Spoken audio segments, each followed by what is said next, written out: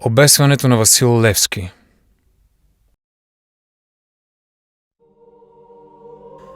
О, майко моя, родино мила, защо тъй жално, тъй милно плачеш? Гарване, и ти, птицо проклета, на чий гроб там тъй грозно грачиш?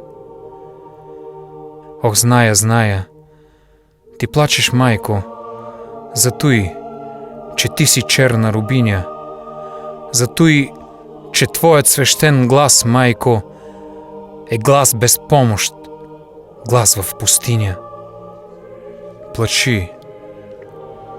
Там близо, край град София, стърчи.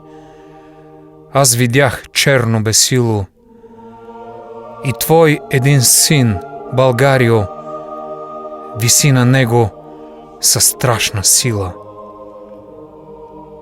Гарва над грачи, грозно, зловещо. Псета и вълци вият в полята. Старци се молят Богу горещо.